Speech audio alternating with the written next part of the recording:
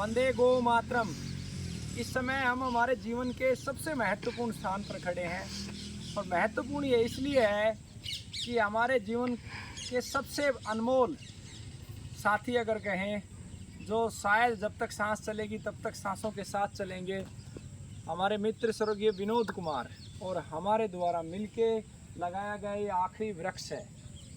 ये विशाल बरगद का पौधा बार बार मुझे भाई विनोद की याद दिलाता है और उसी की याद में हम बार बार इस पेड़ के पास आते हैं और ऐसा लगता है कि साथ साथ हमारे चल रहा है। मेरे जीवन में जब तक विनोद थे, शारीरिक रूप से 26 दिसंबर 2013 तक वो इस संसार में थे,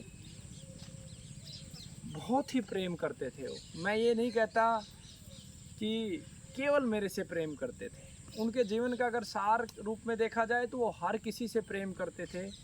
नफ़रत उनके जीवन में थी नहीं, ना किसी से वो ईर्ष्या करते थे और ना ही किसी से वो द्वेष कर रखते थे। जो कहना होता था वो मुंह पे कहते थे और कह के बिल्कुल अपनी बात को शांत कर देते थे। और अक्सर मुझे याद है, मैंने जब तक उनका शरीर था मैंने बहुत बार उनके साथ गलत किया, बहुत बार। और उन्होंने जब भी कोई गलती की तो माफ़ी मांग ली तुरंत, और मैं कभी माफ़ी नहीं मांग पाया। मुझे आज भी याद है कि जब हम +2 में पढ़ते थे तो वो 15-15 दिन तक लगातार हमारे घर पे आते थे और मैं बोलता तक नहीं था, लेकिन उसकी ज़िद यही थी कि टॉयलेट, उस समय हम लोग जंगल में जाते थे, कि लैटरिन करके आ, नहीं तो मैं घर नहीं जाऊंगा। और हम दोनों साथी चलते रहते जंगल में, किलोमीटर 2 किलोमीटर टॉयलेट करके आ जाते और बात भी नहीं करते। उसके बावजूद भी बहुत बार उसको गालियाँ बक देते थे, घर पे क्यों आया, ना जाने क्या क्या कह देते थे। फिर भी कभी वो बुरा नहीं माना, और मैं यूँ कहूँ तो सिर्फ प्रेम के लिए बना था।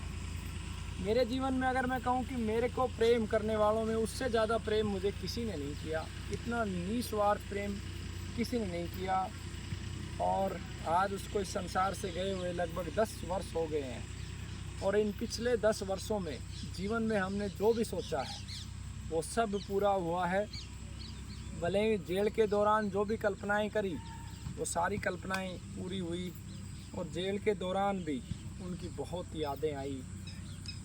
और जो महसूस हमने किया है कि इंसान को कभी भी कठोर नहीं होना चाहिए। जब आपको आभास हो जाए कि हमारी कहीं पे गलती है तो निश्चित रूप से हमें उसे सर झुका के स्वीकार कर लेना चाहिए और आगे बढ़ जाना चाहिए। एक और जो महत्वपूर्ण विषय मैं आपके बीच में रखना चाहता हूँ, आप सब परिचित हैं, जेल जाने से करीब 5-6 महीने पहले इस विषय में मैं पूरी बात करूँगा आप लोगों से। एक वीडियो हमने बनाया था, उस वीडियो में हमने हमारे बचपन की बातें रखी थी, और जिस सीक्वेंस में हमने बचपन की बातें रखी थी उसी सीक्वेंस में जोड़ते जोड़ते हमने, जब हम 11वीं कक्षा में 12वीं कक्षा में विनोद जी से मिले और बाकी साथी उस सर्कल के मिले, तो उससे संबंधित भी एक बात थी। लेकिन बहुत सारे छल कपटी, मैं ये कहूँ कि जो दूसरे की भावनाओं की कदर नहीं करते और दूसरे के भावों को नहीं समझते, उन्होंने उन बातों का गलत अर्थ निकाला। मेरा सिर्फ उन बातों को कहने का अर्थ यही था कि जब एक बच्चा यंग उम्र में होता है और उसके जो साथी होते हैं 18-19 साल की उम्र में, आज समाज में जो साथी हैं, मित्र हैं, उसी तरीके से उस समय जो साथी होते थे, ठीक हम उसी प्रकार से जीवन जी रहे थे। उस आज जो 20-22 साल की उम्र के लोग कार्य करते हैं वो सब हमने भी किए थे। वो मैंने अपने जीवन से जुड़ी हुई घटना के बारे में वर्णन करते हुए बताया, लेकिन उसका सीक्वेंस कुछ ऐसा था तो लोगों के ब्रेन में कुछ अलग बातें बनी।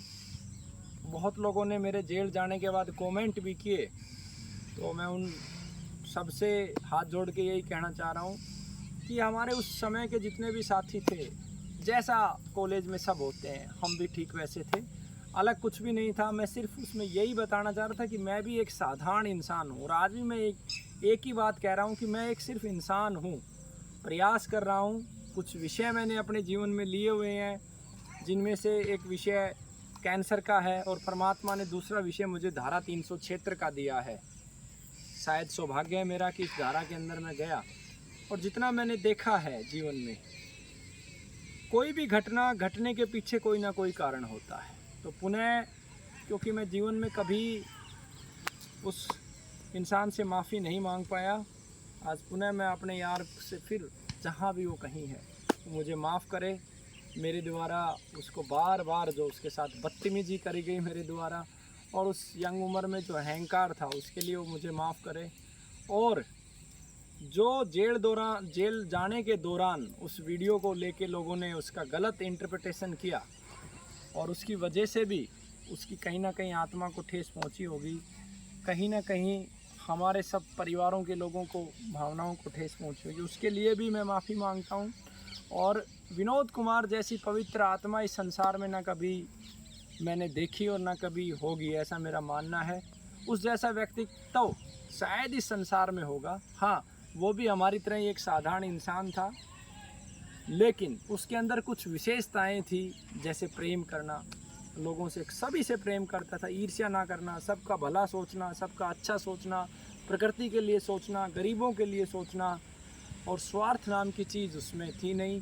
और उसके जीवन में मुझे, अगर बहुत कम लोग हैं जिनके जीवन से मैं सीखता हूँ, उनमें से एक भाई विनोद हैं, जिनके जीवन से मैंने खूब सारा ज्ञान लिया, खूब सारा सीखा। पुनः जो भी साथी हैं मेरे, उनसे मैं एक ही बात कहूँगा कि जीवन छोटा सा है, प्रेम करें, ईर्ष्या द्वेष ख़त्म करें, और जो स्वार्थ हमारे अंदर घुस गया है, सिर्फ अपने आप से पूछें क्या मैं सही हूँ।